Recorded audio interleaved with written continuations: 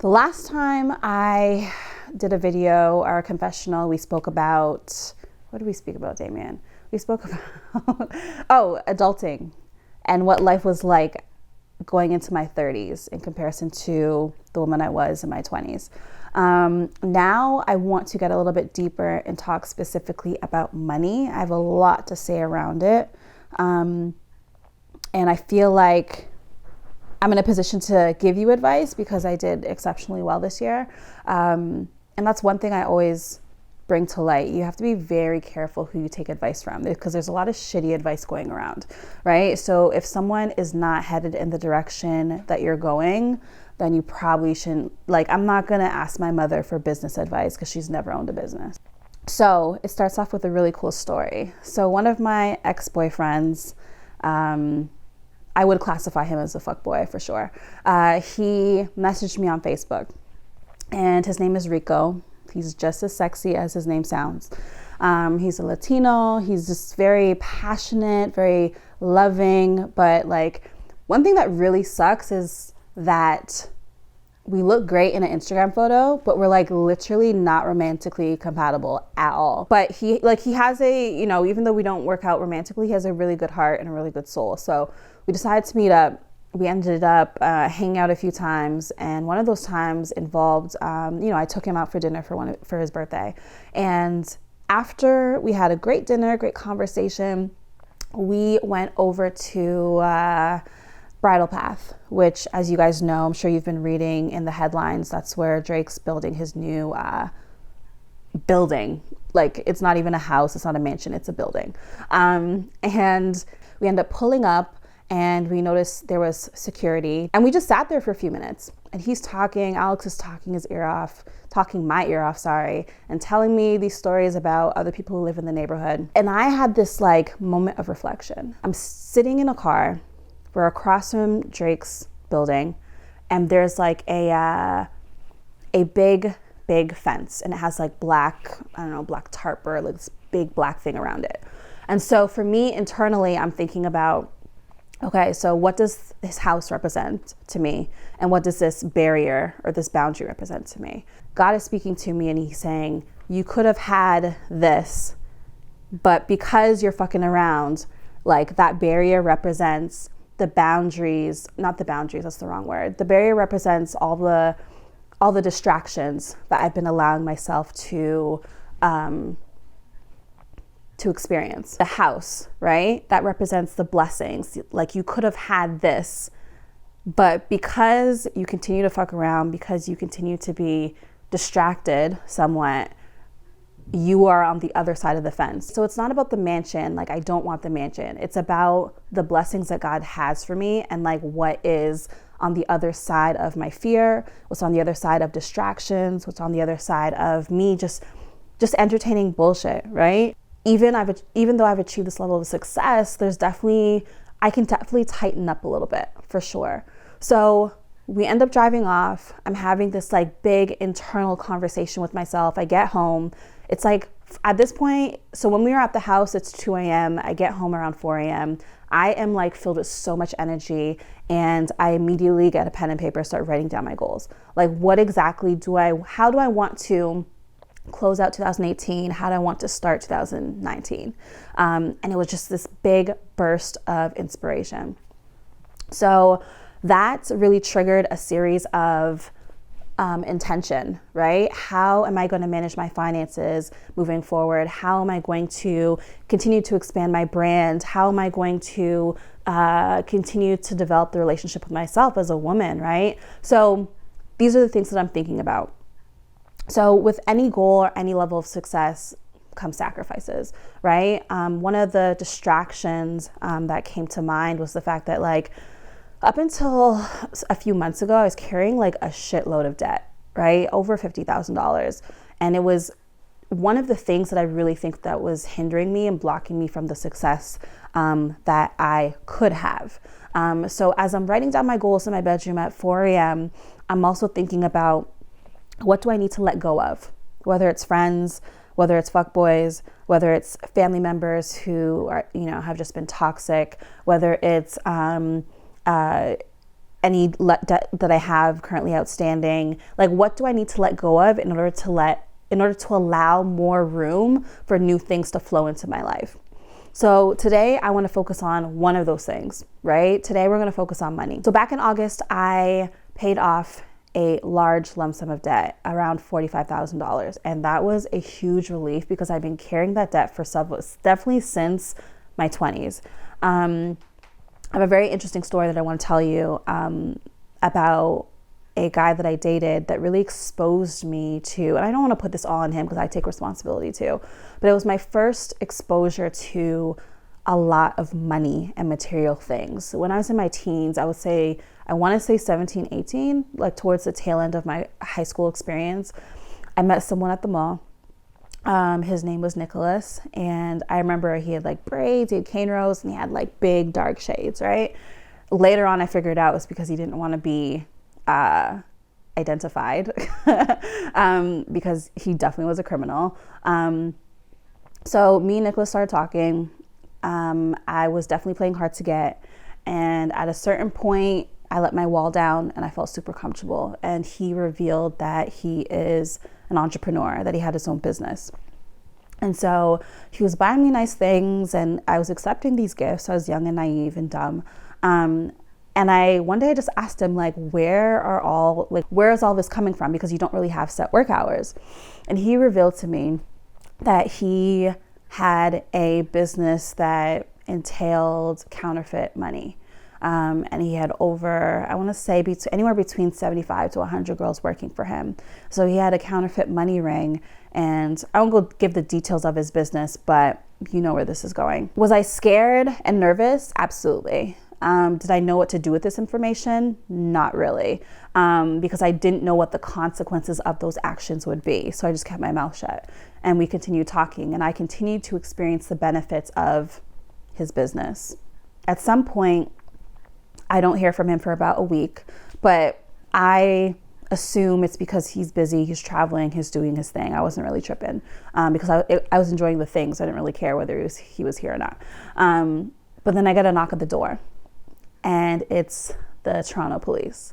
And my heart literally sank. Like, I'm a little girl, okay? Like, in high school, we think we're like grown women, but nah. Like, in that moment, I was like I was really scared, and my dad was here. And if you know my dad, he doesn't really show a lot of emotion. He's very, very neutral. And so the police come in, and we sit in this room, okay? Me and the policeman are on this couch, and then I had another couch over here at the time, and my dad was there just like mouth open, stunned, because he's like traditional Christian man, goody two shoes, like very, very, very like sweet guy. And the policeman proceeds to tell me that he first asked me, do you know a guy by the name of Nicholas? And I said yes. And they said, do you know that he has been accused of XYZ? And it wasn't the laundry list of criminal activities was not limited to the fake, the counterfeit money. Like, it was like robbery, it was it was like all kinds. Like, when I tell you I had no clue. And obviously they told me that they had been looking for him for a very long time, which was puzzling to me because like I had been talking to him pretty much nearly every day, and at this point we were dating for like, I don't know, a couple of months. So I was like, if I'm able to like I couldn't understand why they couldn't track him down, but me and him were able to like engage on a regular basis. So what they did was they spread out about 7 headshots on the table in front of us, and I had to select his face out of these headshots. And I was so nervous because I'm like as a result of me confirming who he is, what's going to happen to him, right? Like, what is going to happen to him, and am I going to go to jail with him? Like, that is what's going on in my head. The policeman, thank God, told me that I wasn't going to get arrested. He said that they had been tapping Nicholas's phone for a long time, and obviously through the transcripts they knew that I was not involved in these activities with him. I was not one of the girls working for him. And stupidly, I asked if I could keep my things. And they said yes. And they said yes. And I was like, I was very happy. But on a serious note, yeah, so like that whole experience, that whole entire experience, like police showing up at my door, tapping the phone, like knowing everything about us, like it was very, very uncomfortable. And you would think that was enough to scare me straight, right? Because 17, this is like pre-credit cards. This is before really getting into the bullshit, right? It was like a slap on the wrist, you know? And then I moved forward. Nicholas went to jail, out of my life, and I moved forward still wanting and like desiring, just still having this addiction to stuff, right? Things got more competitive amongst my female friends, in terms of like who has what, who's wearing what, who looks like what. And I had always grown up feeling like very insecure, not confident in my appearance. I was bullied as a kid in high school. The cool guys, all the cute guys, like they weren't checking for me. Like I had bushy eyebrows, I had broad shoulders, I had no tits. I was an athlete, right? So like I was built like a boy. And so no one's checking for that at 16, 17, 18, like no. And so like that did a lot of my psyche, right? So instead of working on myself, I started to pursue attention, men, material things. And just slowly over the course of my early 20s, like I accumulated a lot of debt I probably had a credit card with every single bank. I had consolidation loans to lump those credit cards together. And then I had personal loans to pay off consolidation loans. And then I got hit with a penalty. I invested in a property at some point in my 20s, and then the deal fell through, but I had already pulled out from my RRSP. So if you're a first-time home buyer, you can pull out, I think it's like 10K from your RRSP. So because I already pulled that out and then the deal went through, I was penalized by CRA. So I had to like pay that back. Like it was just a series of all kinds of shit. And I used to look at some of my friends, right? I'll be very transparent. Some of my peers were strippers. Some of my peers had baller boyfriends. Some of my peers, you know, they lived lifestyles that earned them very easy money. And I used to just question myself. Like I was constantly in this tug of war with my thoughts.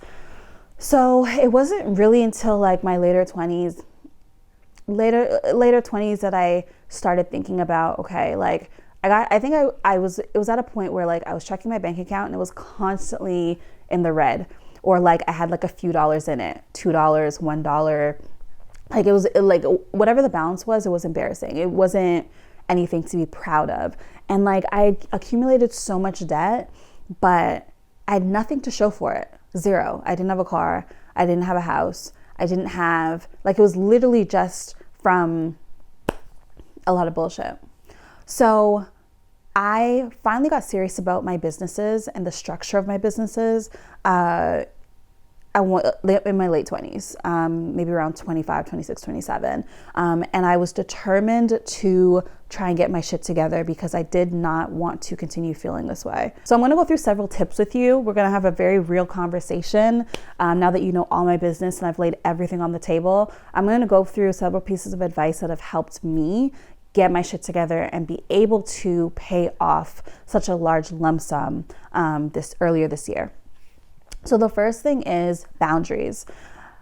I think that it's so important to establish boundaries, especially with your friends, right? So I've had friends ask me for money. I continue to have friends who want to always go out to eat, always go have drinks just to catch up. Like, no.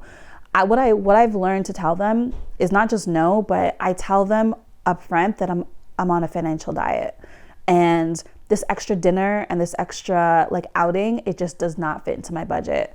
And we turn our dinners and drinks, now they're phone calls and Skypes and FaceTimes, because every time I leave my house to see you, it costs me money. And if you're constantly costing me money, then you're a liability and you're not an asset. Right? If I leave my house, it's because I'm making money. Like that is the mind shift that I have like now adapted, because I can't continue to afford to kiki with you if my, you know what I mean? Like if I have to continue to withdraw from my bank account.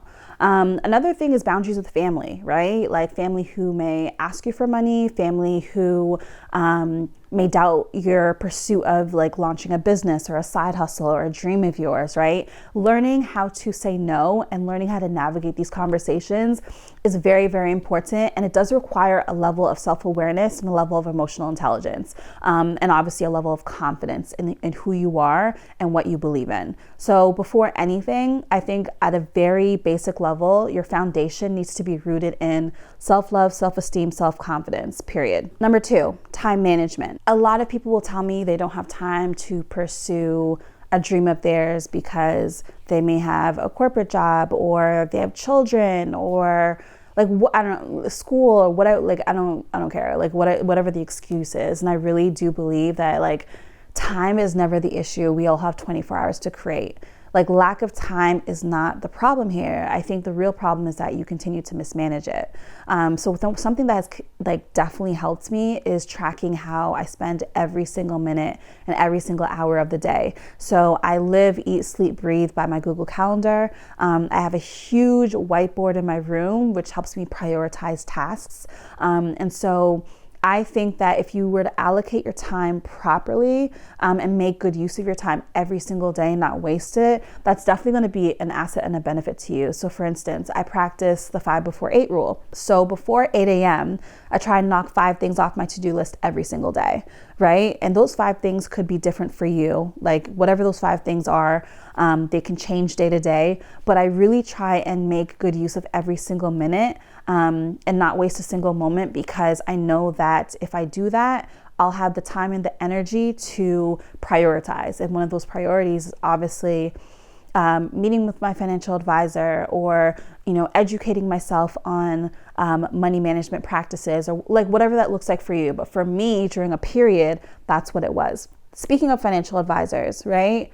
My team of personal advisors, so that could be my pastor, that could be my best friend, that could be my financial advisor, my accountant, my bookkeeper, that could be my 6 mentors, right? I think everybody should have a team of personal advisors. And these are people that you trust. These are people who are in positions of success that you aspire to attain. And these are people who are going to invest in you and believe on you, even on days where you don't necessarily believe in yourself all the way. So I think that you have to assess and evaluate what you expect from this relationship. What are the measurable results? What are the goals that you'd like to attain? And what are the qualities that you value in these people? So let's talk about goals, right? I talk to several millennials on a regular basis, and a lot of my research and what I've found through these conversations is that a lot of people do not have clarity on what the fuck they want out of life. And there's no rush on that. There is no rush on that, because there are people who spend their entire lives searching for their purpose and searching for the thing that lights them up. So I get that. But when it comes to something short-term goals, so maybe you want to pay off 5K of your debt, or maybe you want to save towards something specific, or maybe you want to help your mom retire, whatever that is, that short-term goal, like there has to be clarity around what you want. There has to be some sort of deadline, right? You can't just have goals that have no deadline, or else you don't operate with urgency. There's nothing to wake you up out of bed in the morning. So getting clarity around what you want. And one of my mentors, she's a senior editor over at Essence Magazine. She has taught me to be very specific with my ask. So it could be in my ask to God through my prayers, or it could be in my ask to anyone around me, right? So if you're not specific with what you want, and a good example of this is, let's say I want to buy a house, right? Like that's not specific enough, right? Is there an area? Is there a specific like tax bracket? Is there a specific look? Is there like, you know what I mean? Then I would start thinking about who are the people that I need to put in place in my life, whether it's a realtor, advisor, etc. Who are the people, the resources that I need in order to get me closer to that goal? And then once I figure those two things out, what's the amount of money that I need to save? And then I'd break it down. How does that look every single month? How does that look every single week? How much money do I need to earn? So like, how much do I earn currently? And what is the gap between here, where I'm at now, and my goal? And do I need to bring in additional income? Like, I think with any goal, like, there's so many levels and people don't go deep enough to really understand like what it takes to make it happen. One of the most important pieces of advice that I've received from my online mentor, Myleik Teal, is to never get upset or to get mad at people who demand the best out of you, right? Because when you have a board of advisors, whoever these people may be in your life, it's a very, very hard pill to swallow. Like, to get advice and to feel uncomfortable, and for someone to tell you that you suck at something, or for someone to tell you that you need improvement somewhere in your life, because obviously social media gasses us up, right? So everyone thinks that they're the bomb and shit. Like, but in reality, there's so much more to learn from people. So when you have these people around you, like, my mentors do not hesitate to check my ass when I need to be checked. Like, they do not hesitate to call me up and be like, yo, you're doing the most, right? And so I have to eat a slice of humble pie, and I really have to take that, absorb that, and then assess how I'm going to change my actions moving forward. So don't ever be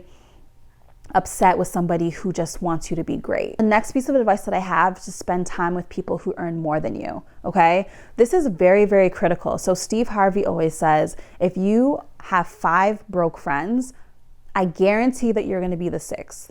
And that is like the realest shit I've heard in a very, very long time, because of course we have childhood friends and we're very sentimental, and you know, sometimes you have someone in your life who's been by your side for 20 years, but they don't make you better. If anything, they just like keep you in this comfortable state. And so for me, I'm constantly, I mean, you guys see my IG stories, you see my YouTube. I'm traveling, I'm meeting new people, trying to absorb new energy, get fresh ideas, stay inspired and creative. It's very important that I hang out with people who earn a lot more than me, people who have their shit together tighter than me, because that does a lot for how I view money and my relationship with money. I have a friend, his name is Aaron Charles. I believe his Instagram is The Investor. And investor, developer, real estate agent. He's incredible. And we always talk about how much money he has. Like he does very well for himself. And I love his attitude. I love the way he views business deals and partnerships. I love his hustle and his grind. I love the way he gives back to his community, right? So for me, like, he's one of the people that I continue to hang out with because that rubs off on me, right? Like when I go to different events in the States, and you guys know I work for one of the largest and most respected publications in the world. I just need these people to breathe on me, like just breathe on me, because like I just need whatever you got, you know what I mean? So that's like one thing that I really focus on, is that like, of course you're gonna have your broke friends, right? Like they're your homies, they grew up with you, cool. But you have to, honestly, friends fit in different categories, and like at some point you got to start hanging out with people who can continue to pour into you and help you see the world from a whole new perspective. So people ask me for advice all the time, right? How do I stay motivated? Yeah, they ask me that same question in different forms, which is actually very, very annoying, because what motivates me may not motivate you, right? Someone asked me that on IG stories, and I did answer it, and that's probably the last time I'm going to answer it. I said, number one, I don't want to be broke, right? So not having $0 in my bank account, that wakes me up every single day. Number two, I don't take second chances for granted, and God has blessed me with more than enough chances. And so for me, when I look back on my life and I see all the like silly mistakes that I've made and the choices, and just like, you know, I'm not perfect. I just don't take that for granted. And the fact that I'm able to wake up today, the fact that like I'm able to like have the things that I have, like I'm very grateful. And number three, like I'm possibly someone's future wife, and I want to make sure that I'm the best human being I can be. So when that shit happens, when we connect, and when it's like insanely amazing, like I know what I bring to the table and I'm confident in that. But one question that I never get asked, that I feel more people should ask, is what was the level of sacrifice, discipline, and the mindset it took to get here, right? Because like I said earlier in this video, like no matter what goal you're pursuing, the foundation is going to be self-awareness and emotional intelligence, right? That's the foundation on a very basic level, right? And so sacrifices, that's all that matters. Sacrifices, discipline, mindset, execution, right? So like I really want you to keep that in mind as you move forward and as you navigate any goal of any kind. So I've learned that if you never, I have to burp, hold on. It's like right here in my throat. Excuse me. Leave that in. Okay. Okay, so I've learned that if you never learn to understand money, you'll always be a slave to it. In the corporate world, I've been in the corporate world for, I want to say a very long time, but then I think of like people like my mom who's been in the corporate world for like 45 years. And I think, okay, it's not a long time, but I've been in the corporate world for about 10, let's say, I don't know, 10 some odd years. And so I've also witnessed a lot of layoffs, right? And so as I've witnessed layoffs and I've seen the tears and I've seen people's lives, I don't want to say it's been destroyed, but shifted as a result of not earning that next paycheck because they've been living paycheck to paycheck, I have developed this mentality that every woman should have fuck you money. Every single woman should have fuck you money. And I think it's important simply for the fact that you just don't know what's going to happen. You just don't know what's going to happen. I've had friends who have had husbands or wives pick up one day and just decide this wasn't for them and drain the bank account. I've heard stories upon stories of my friends who are married and the manipulation and how money has torn them apart. Corporate world, I've witnessed a lot of layoffs, right? Families just, become so distraught because after devoting 20 years, 40 years to a company, they decided to say, see you later. Just like there's so many circumstances and stories I've heard from women that have unfortunately put themselves in a place of despair. I'm like, nah, bruh. Like, if I can get ahead of that, I'm going to do that. So when I say fuck you money, it just means that, if at any given point you need to say F you to your job, you need to say F you to your friends or family or like whatever the circumstances may be, your man, whatever, because maybe the situation is just not for you. Like, you need to be able to own your shit and take care of your shit, right? Like, there's confidence in having your own. And I think that I've learned to save up for an emergency fund because I just don't know what's going to happen. I haven't even really gone deep. Like, if you talk to a financial advisor, they will lay everything out on the table for you. But these are like tiny things that like tiny light bulb moments that I've witnessed and taken back and reflected on that I'm constantly thinking of. So I currently work a corporate job that I love. You guys know that, and I have my businesses on the side and whatever. I actually, I earn more for my businesses than I do at my corporate job, which is like insane.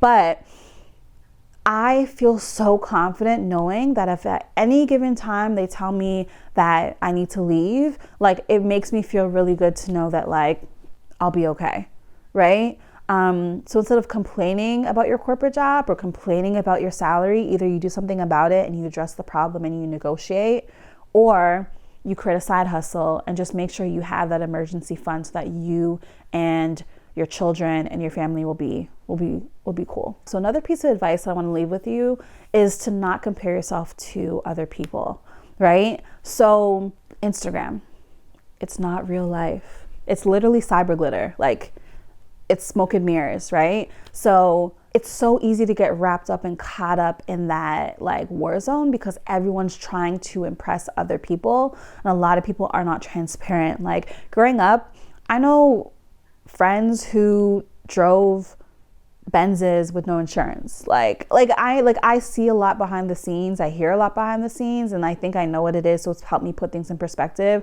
But for people who don't have friends, who are as transparent, you may not truly understand that like social media is bullshit. Like use it for the purpose of connecting with people, building relationships, building your business. But you have to understand that this is an arena. This is a playground, right? So like don't look at someone else's highlight reel and think that I lack something or I need more, because that's just it's not real. Next up, start wherever you are. When I started saving money, I started saving about $20 a month. And you guys know that's nothing, right? That's not a lot.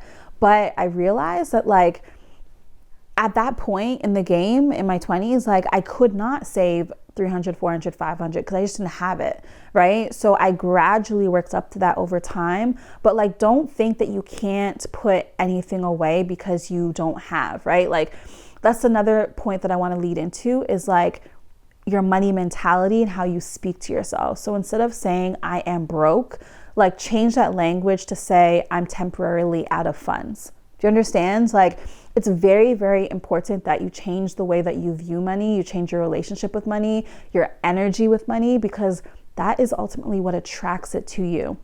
I read a ton of money books. Some of my favorite include The Law of Divine Compensation by Marianne Williamson, Get Rich Lucky Bitch by Denise Duffield Thomas, Love, a Money Story by Kate Northrup, and I feel like there's another one, but I can't remember. But there's so many great money books. And if you've gone in the entire 2018 and you have not read a single money book or an article related to money, that's a problem.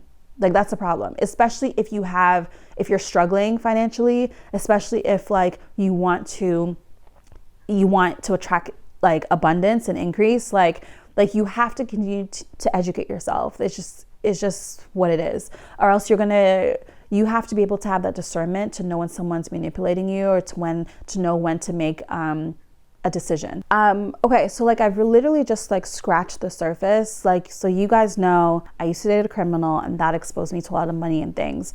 And then he left my life and then I became addicted to still desiring those things. I racked up credit and debt up to just over $50,000. And then fast forward to this year, August of this year, I went to the bank and paid off about $45,000. So now I probably owe $7 or $8 grand left. I cannot wait till I get that out the way. And it just feels really good to be in this space. And so like, because I'm on the other side of things, I can now talk about it and now hopefully financially empower other women and other young people to like get it together and like, let's be financially free together, right? Like, let's like email me. I'll hook you up with my financial advisor, whatever the hell that you need. Like, I want you to experience the same freeing feeling that I have. So like, understand that it's not cute to be young, broke, and fabulous. Like that shit, I lived that life.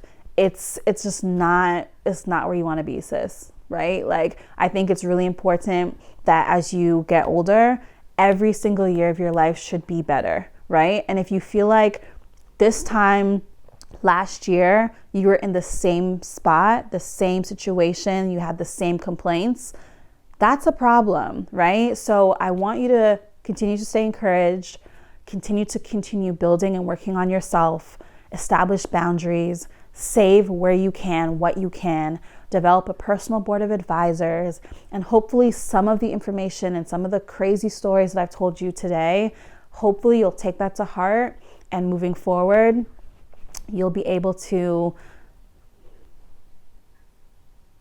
you'll be able to make better choices in the future.